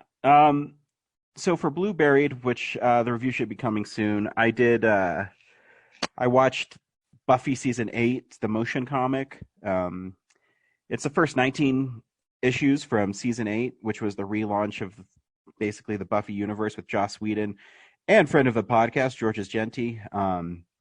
So it's a motion comic. So they take Georges' art and they animate it slightly. They add actors doing the voiceover, and it's pretty good. I don't know.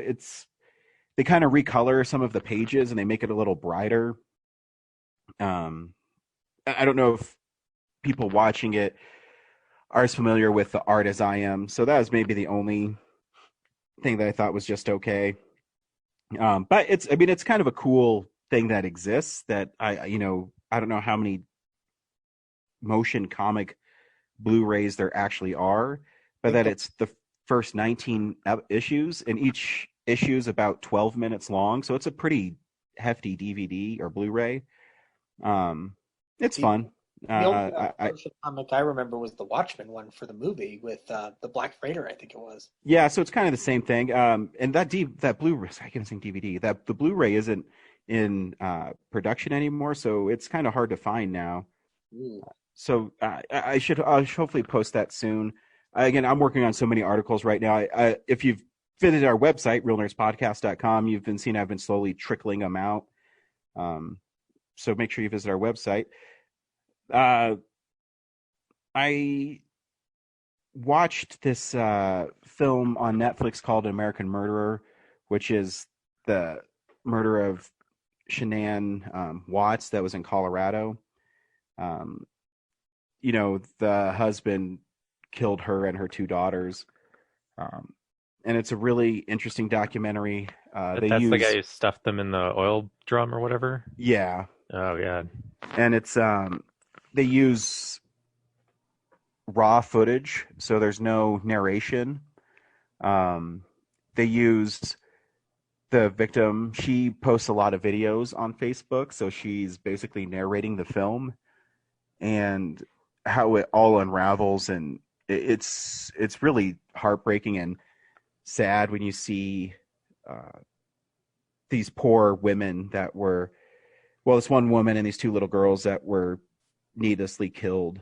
And it's fascinating watching his name's Chris, him kind of unravel under his own story and how nobody really bought it. There's a really interesting part at the beginning where a police officer shows up because the lady that she left with was worried about her because she never answered her phone. So she wanted to do what we call in the business a welfare check. And so the police officer is waiting there because we're not allowed to enter homes if you're protected by your 4th Amendment right. So he's waiting there, and then this asshole murderer shows up and lets him in. And he's looking around, and even through body cam, because I've seen so many of them in my life, you can tell that the cop doesn't really believe the story he's been being told. You know what I mean? And so he goes next door because the neighbor has cameras, and the police officer's talking to him, and then the murderer is there with him. And as he's leaving, the cop stays behind to talk to the neighbor, and he's saying how different he's acting, and he's not acting like his normal self. And it's really a heartbreaking documentary. If you want to be depressed, you can check it out. So it's told just via the raw footage, kind of like LA 92. And exactly. Yeah, there's no. Yep, they use like Ring cameras. They use police body worn cameras. They use the interrogation cameras that are in the police department. They use Facebook, text messages between Shanann and the piece of shit. It's kind of like not exactly the way the Paradise Lost did it, but like they're unfolding it like in real time. Like, well, it's weird. I guess not weird is not the right word. It starts with her missing, and then it goes back and gives context to what happened to her and how unnecessary it is.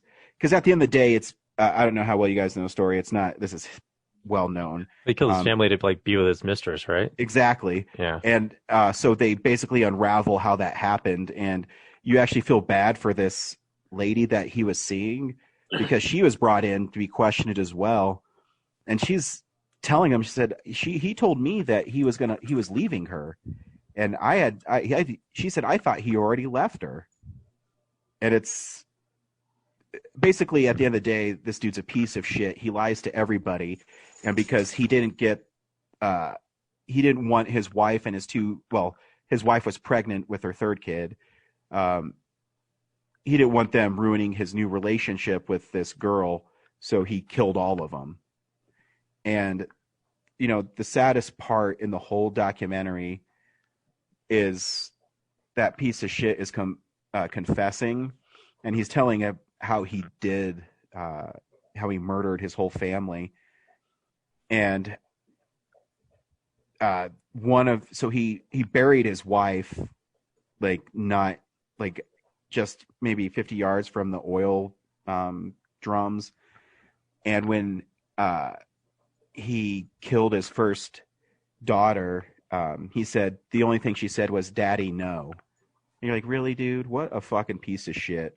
So it's heartbreaking. Man, I just got back to Depression Town. I already left that after the Challenger died. Jeez. I know, right? It's tough. It's a tough watch. Killing your own kids just to like bang another chick. I know, right? And these poor little girls, they're like 4 and 3 years old. And how could you even go through with it when she says "Daddy, no" to you? You know what I mean? Yeah, You're he's just awful. the most you're the most cold-hearted person ever. And like his mistress isn't even asking like, oh, I can't be with you if you don't like. Exactly. People exist. She says to the police, she said, I thought he already left her. It's bullshit. And it breaks your heart when you watch this documentary, because those little girls really depresses me. So whenever I rewatch it, so I don't know if I'll be going to this anytime soon. But no, I mean, you have to be in the right frame of mind. So it's heartbreaking, and those poor little girls and his poor wife. It's unnecessary at the end. He could have just been a man and divorced him and had the same life. You know what I mean?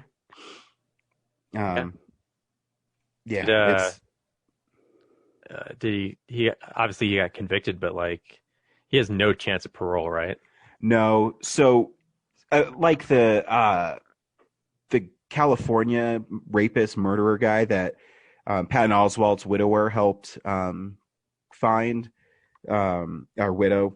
No, Patton Oswalt's wife who passed away. God, I can't talk right now. His late wife. His late wife, thank you. Same thing. So Colorado, we still have the death penalty. So he confessed to killing all three of them so he wouldn't get the death penalty. So so his sentence is 3 life sentences. Without possibility of parole. Yeah, and then I'm sure he was moved to a different prison because, there is this code, too, among criminals. He probably wouldn't have made it very long if people know who he is. Because, you're just a piece of shit. I got Scream Factory's Ghost Ship, which is one of the last Dark Castle films, if I remember correctly. Yes, and thank you for switching it to something a little bit more lighthearted. Yeah, but don't worry, my last 2 are a lot better. Okay. Ghost Ship, yes. Yeah, Ghost Ship it's all right. Like, watching it again, the opening is really great, where everybody's murdered and cut in half by this wire on the ship. And the supernatural element's cool, but after that, it takes a long time for it to get going again. Mm-hmm. It's about a group of ship salvagers who find this ghost ship where all these people were murdered and the ghosts are still there. And there's a little more going on with it. I mean, it takes a little bit. So there's that bloody stuff at the beginning. Then it's about another hour before people start getting killed again. So there's a lot of build up to it. I mean, the set design's really cool. It suffers a lot from what I call the Dark Castle-isms, where it's, heavy metal music and quick cuts and not just heavy metal, new metal too. Yeah, that's right. I mean, I haven't checked out the music video that's included on the special features yet, but I probably won't. Let the bodies hit the floor in it. No, sorry. That's the one only. That's a song that should have been in Jason X. I'm just gonna. I think it was used in the marketing material. Yes, it was, but it wasn't in the movie itself. That's what I'm saying. Yeah. So yeah, I mean, it's fun. The Scream Factory Blu-ray's incredible. It's there's not a new transfer of the film, and it still looks pretty good. But I mean, obviously, the best part is it has about 2 hours of new interviews.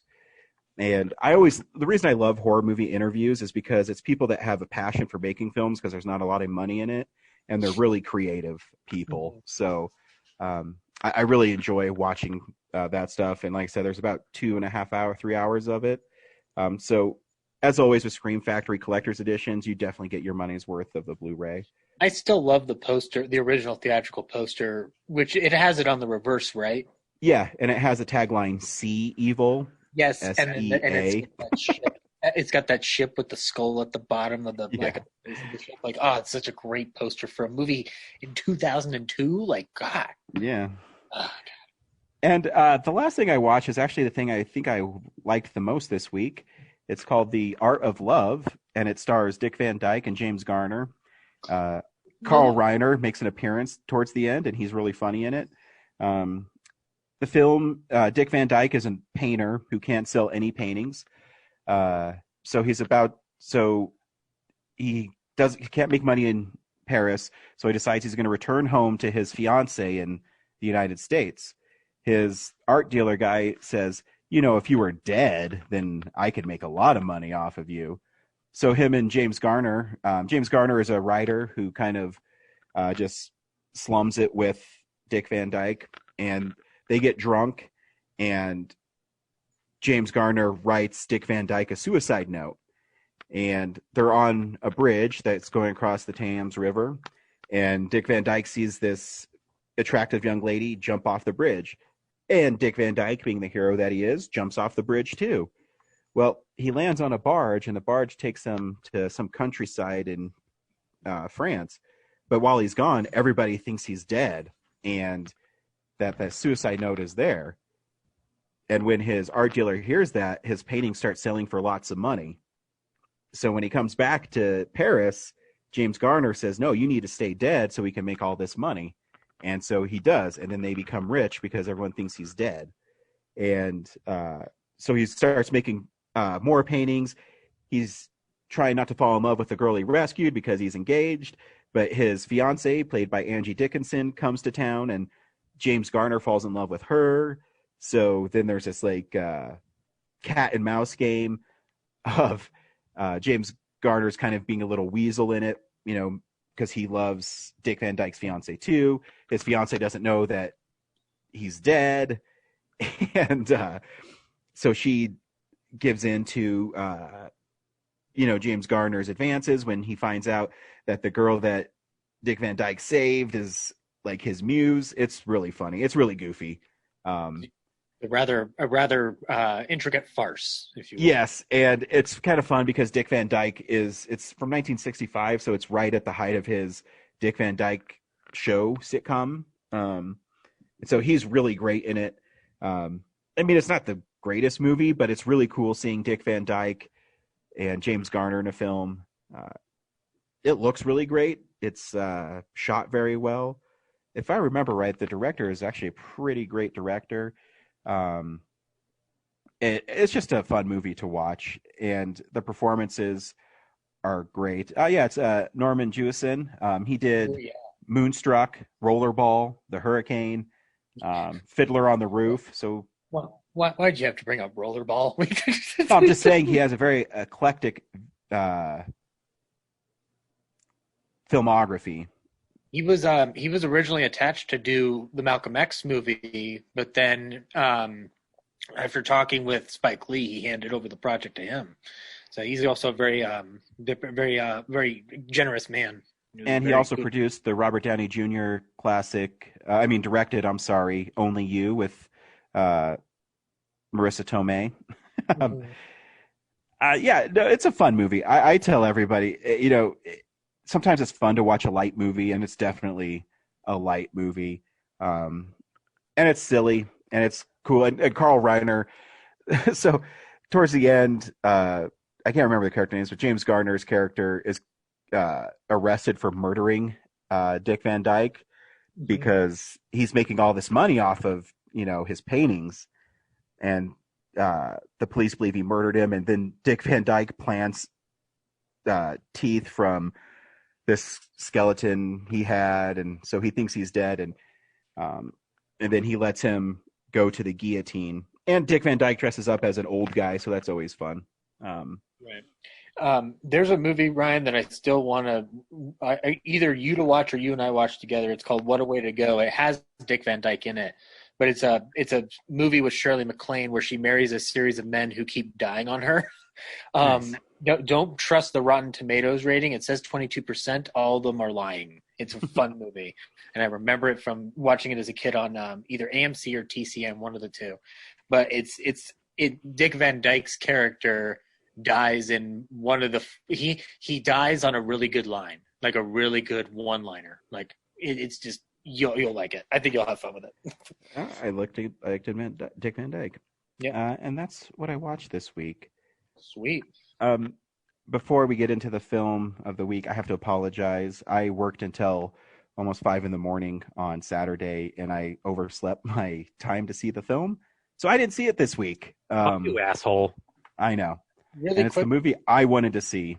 If it makes you feel better, I woke up too late and I got charged for it. So if you want, you can watch it right now, and we'll just do Corinne's Catching the Classics for like an hour and a half. Cool. Oh, yeah, I forgot she sent that in. Hey, here's Catching the Classics with Corinne. Hey nerds, Corinne here for part 36 of Catching the Classics, where I watch famous and popular movies I've never seen before and send in my review. This week, I watched Sleepless in Seattle. Yes, despite me being a big fan of You've Got Mail, I've never seen Sleepless in Seattle. And overall, I was not a fan. It was kind of boring. And the fact that the main couple, the two people don't meet up until the very end of the movie, made it really hard to root for them. Especially considering the fact that she was in a relationship with a good guy, and it's like this just kind of felt like emotional infidelity. The whole she, is sort of in love with a guy whose radio interview she heard. It was really creepy, and I think they kind of get away with it because it's a woman who ends up stalking a man, but if it were the other way around, it would definitely be really, really creepy. So, yeah, really creepy. It was really trippy to see Tom Hanks and Meg Ryan, though, so young. I think this was before You've Got Mail, so they're even younger in this movie than they were in You've Got Mail. And they're 30 years younger than they are today, so very trippy. Oh my gosh, Tom Hanks, he was so young. The supporting cast, there were a lot of big names kind of mingled in there. Rosie O'Donnell, although she hasn't done much lately, but everybody kind of knows who she is. Victor Garber is in there. There are a couple of other people I recognized, but obviously Rob Reiner, but yeah, it's kind of weird. The supporting cast, it kind of reminded me of Harry and Sally in that way. But yeah, ultimately, hard to root for this couple considering they don't share any screen time until the very end. They don't really know each other. And she's already in a relationship, and actually so is he. I forget, his girlfriend is terrible. That's the thing with these rom-coms, they always make the main couple, you're like, yeah, we want them to get together, so when the main couple has these, false love interests, they have to make them the most, ridiculous people ever, give them ridiculous allergies and medical conditions, and the most absurd laugh and obnoxious personality of all time. So, it's yeah, of course you want the main couple to get together because their significant others are terrible people. Or they're not terrible people, but they're just terrible characters, really. So, I ended up fast-forwarding through some parts because it's it's just a 3-minute sequence of them sitting on benches thinking about each other while some song plays. It just felt really padded. It was a lot of filler. The best scenes, I think, were when it leaned more in the drama area. This could have been a really interesting movie about a father and son trying to get over the death of their wife/mother and learning to live again, as the Garth Brooks song says. That could have been an interesting movie. And again, those were the best scenes when Tom Hanks and his character and his son are interacting, and that scene where the son has the nightmare and the dad comes up and they have this very sweet conversation, and the other part where Tom Hanks has a imaginary conversation with the image of his wife. So those were actually good. This could have been a really interesting drama about those two trying to figure out how to live again. But instead they made it into a rom-com. And it was really lame. Sorry, not a fan. I guess I'd give it 2.5 or 3 stars. I don't know. Now I'm thinking, would I rather watch this or Top Gun again? I guess this, because I think it was shorter. At least it felt shorter, but then again, I fast forwarded through stuff. I guess I would say this, because at least I get to see Tom Hanks. I know Ryan's all like, oh, but Tom Cruise is so awesome. Yeah, he is, but I'd rather watch Tom Hanks. I'm sorry. I'm just one of those people. How do you pick Tom Cruise, Tom Hanks? Anyway, next time, don't know what I'm going to watch, but I mean, these are pretty sporadic now, so I kind of just watch whatever at this point. So thanks for listening to this bit, and I'll talk to you all soon. Bye! Yeah, she doesn't like Sleepless in Seattle, which, I don't know. I have fun with it. The last fitness cinema I did before the gym shut down amid COVID was Sleepless in Seattle, and it was a lovely, lovely watch. So. Yeah, I don't think it's like a great movie, but it's fun. It's just it's appropriately adorable. Like, yep. Put a black and white filter on it. You could have released it in the 1950s. Well, hey, and it brought Cary Grant's movie back to light, so that's okay too. Yeah. Again, actually, and I take that back because there are references in it that I'm like, you can't get away with that in the 50s. Right. Yeah. Brad, when's the last time you saw Sleepless in Seattle? I'd never seen it. Oh. You've never been sleepless in Seattle, Brad? No, I'm pretty sure I have been sleepless in Seattle. I stay up a lot, so. Okay. And I have been to Seattle, so. That is true. Ooh. So Brad I visited Nintendo's headquarters. Made me jealous. Actually, yeah, there was, I think, the second to last time I was there, I didn't rent a hotel room, so I did stay up all night. Just kind of wandering around. Huh? Yeah, no, you just wandered around? Yeah, until I had to go to the airport, so. That's all right. I mean, I wouldn't, if I only had to be there for, one day, I mean, it's better than spending $200. Yeah. I just realized Sleepless in Seattle is kind of like a reimagining of Affair to Remember, and You Got Mail, which you mentioned in there, is a remake of Shop Around the Corner. So yep. Tom Hanks and Meg Ryan need to remake one other classic screwball comedy to complete their trilogy.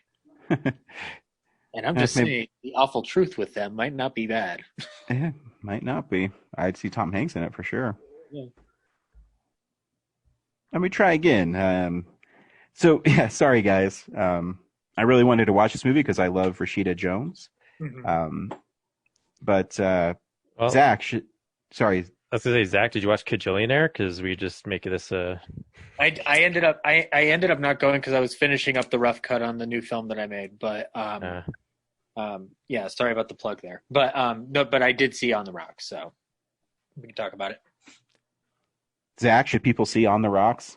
I think you should. I had a lot of fun with it, and I alluded earlier in the show to why I had fun watching it in the movie theater. There's a couple of things that happen in the movie that I appreciated the sound design in, from like just being able to be in the theater and kind of hear all the different special sound effects that are going on in it.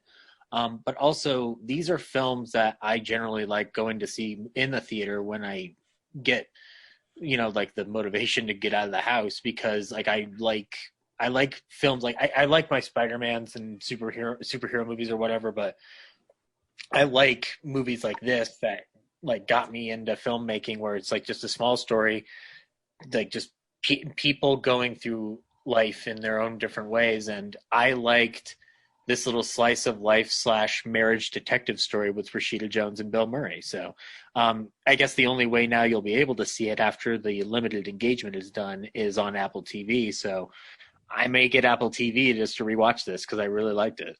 It's not the best Sofia Coppola movie I've seen, but it's still a lot of fun. And Bill Murray just knocks it out of the park again. Brad, should people see On the Rocks? Yeah, I don't know if you have to go to the theater for it. I fell asleep in it at a certain point because a lot of the movie is just Rashida Jones responding to her dad being goofy as she tries to determine whether or not her husband's cheating on her. And I think the movie does a good job of making you think that, well, I guess that's a spoiler thing, so I'll hold off. Yeah, it was just okay. Like I couldn't really get into it. Like a lot of the movie is kind of the same tone and same scene over and over again. So yeah. Cool. Here's a trailer.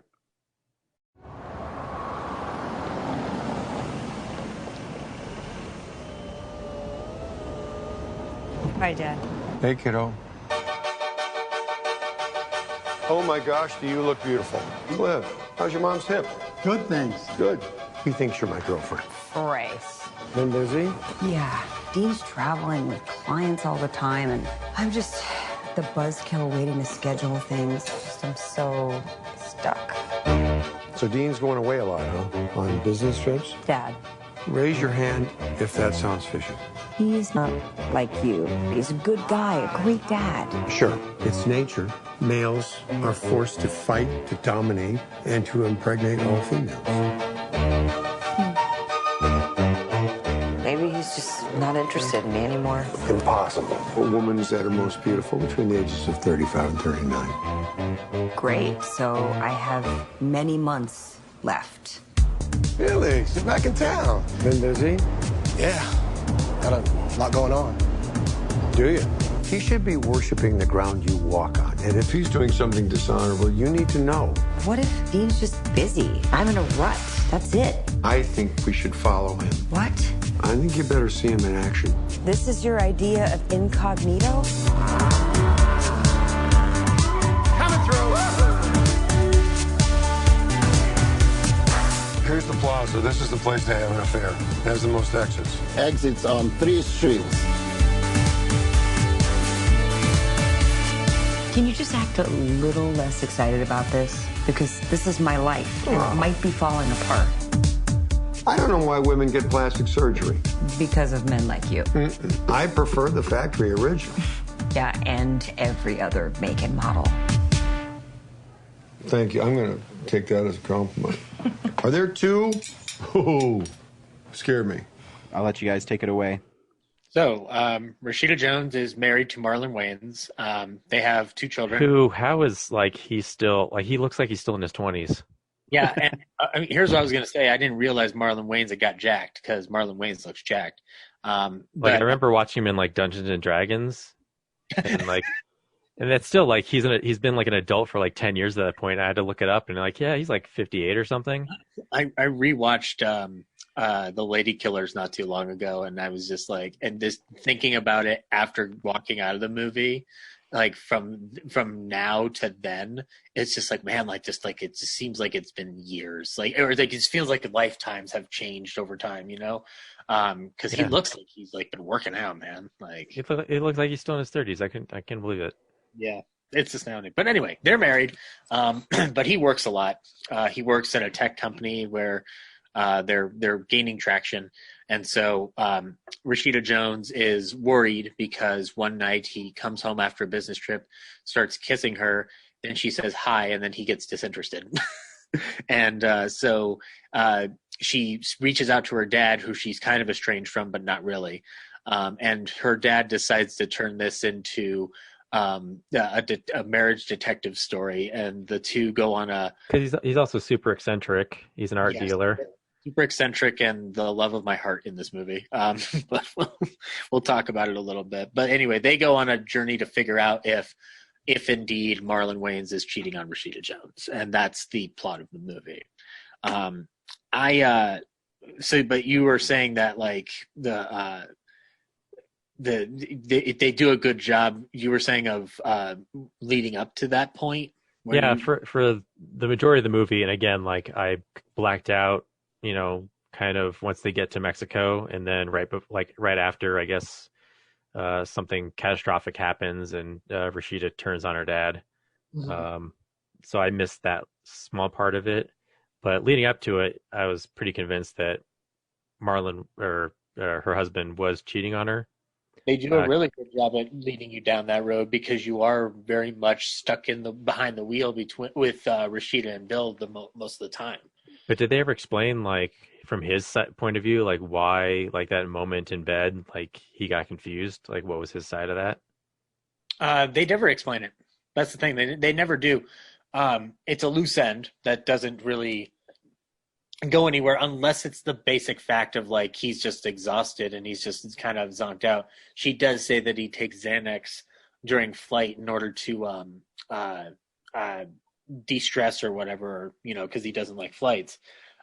So maybe that's just kind of inferred of like, by the time we get the conclusion that we do, it doesn't really matter, like, because there was no affair going on. Yeah. I mean, if that was me, like, that's a pretty valid, like, I'm pretty sure that person's cheating on me, because, like, his reaction is just so, like, he's so surprised that it's his wife.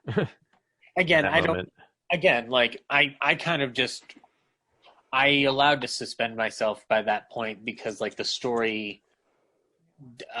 wasn't really necessarily trying to lead me down that path. I think by the time I get to the scenes in Mexico, the story for me changes in an interesting way. So like, this is not the deepest Sofia Coppola movie I've seen, but what I appreciated is because it is very breezy and very light, it allows the important moments to really hit home.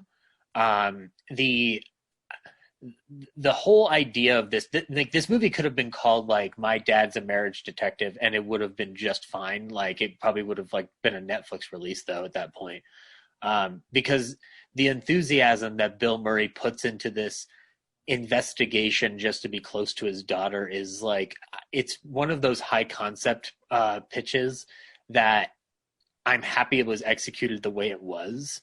And so like, the logic issues of like that beginning scene and any of the other misleading things as to whether or not Marlon Wayans is cheating on her kind of just, it fell to the wayside for me. I'm like, it doesn't matter. We're on a madcap comedy chase here.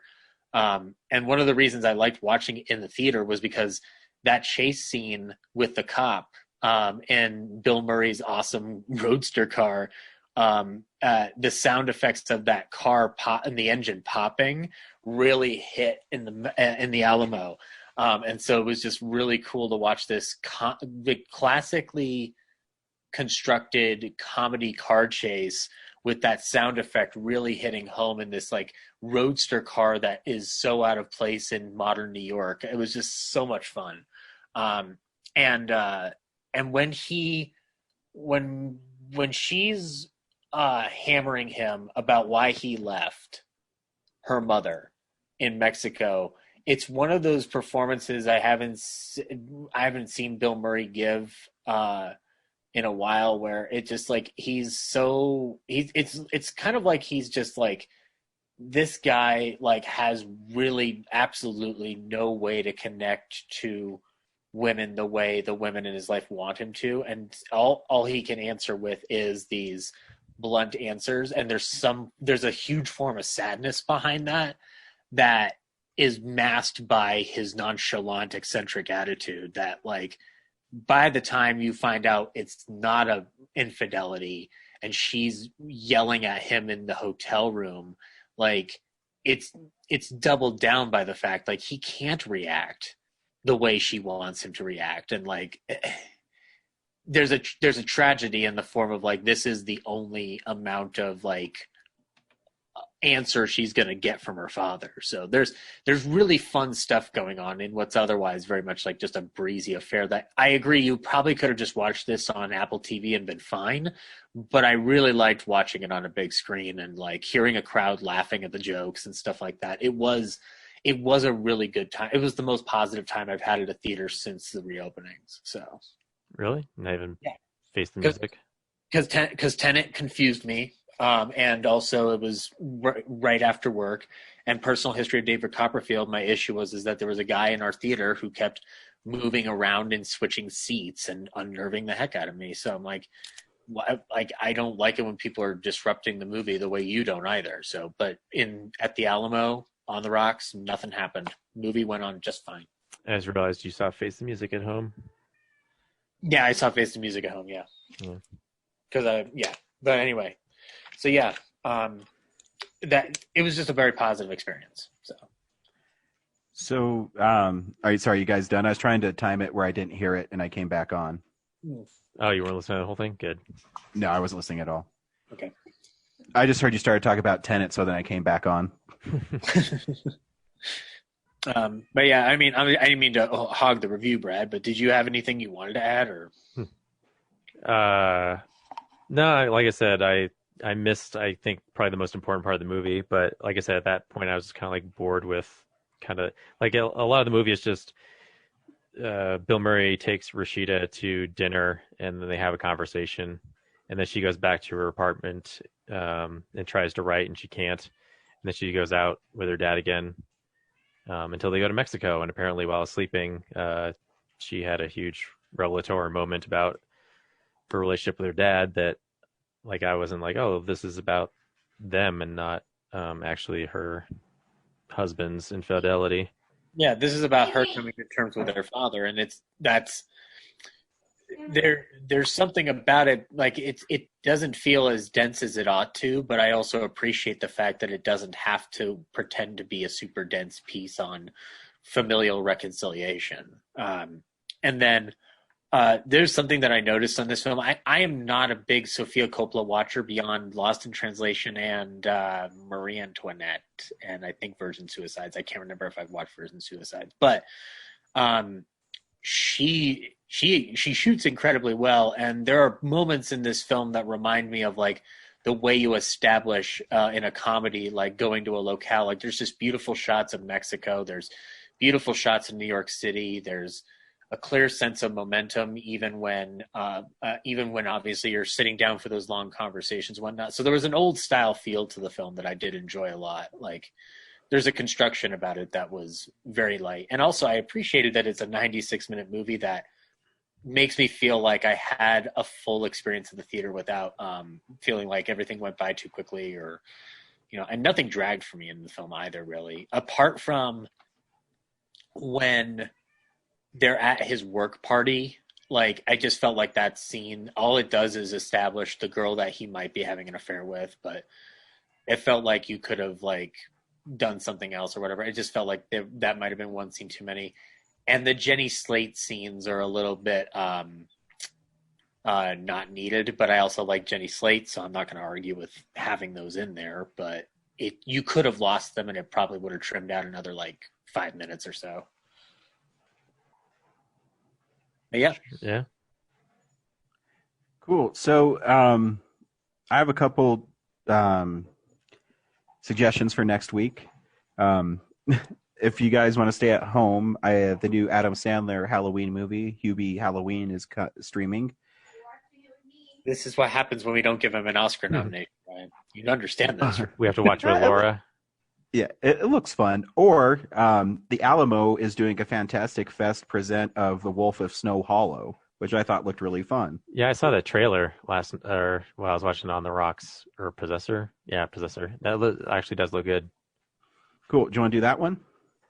Which screening is it? Because the Alamo just says like Fantastic or December screening. It doesn't actually list the name. So I'm on the app right now, and it is playing Friday, Saturday, and Sunday. Oh, it's 3 times? Yeah, at 1, 4:20, 7:30, and 10:35. Huh. We could just do that. That's also Robert Forster's final movie. Yeah, let's do that. Yeah, so it's playing all weekend. Okay. I actually wish I wasn't working Saturday because they're starting to do the Dismember the Alamo screenings. Oh, Ryan, I already guessed which one of them is. Which one? I don't want to spoil it for any potential listeners, but I'll tell you off mic. But the clue I will give is that the movie is released in 1922 because they list the year in the app. So I already know what it is. Oh, it's not a Dismember the Alamo screening. It's just its own thing. Well, yeah. They're just doing the one screening per week instead of doing them all in a row so that they can keep the secret.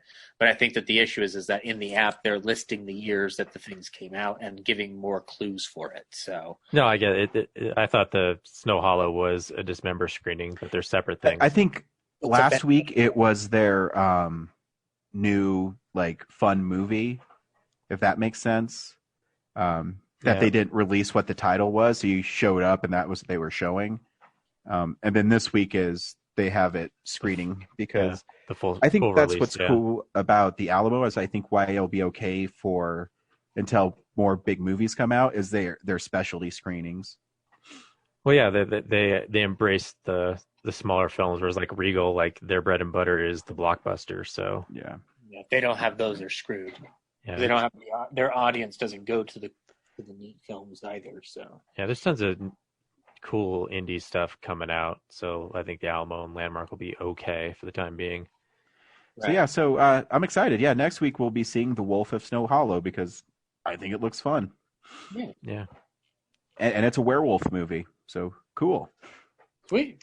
And then we're gonna do Film Explosion. We said the 23rd on the episode, but we looked at the calendar and that's like a Friday. Well, I'm just saying that's the week of. Okay. Okay, gotcha. To prepare people. I have that Saturday and Sunday off, so. I think my freaking tweet is really like clever too. Oh snap! What? I'll tell you. My tweet for due date. So here, I'll read it to you. We are expecting Film Explosion 2010 to be delivered on 10/23/20. We are so excited to announce this with you guys. That's like, it's like you're delivering a baby, but it's podcast. You got it. Oh my gosh, so genius, so clever. Cool. Thanks for listening. 2010. And we'll see you guys at the movies. Sweet. Bye. Bye.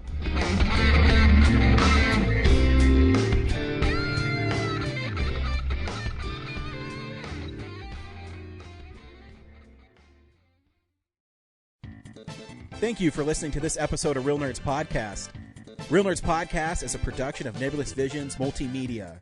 Thank you to Sparks Mandrill and Plan 9 Studios for our kick-ass theme song.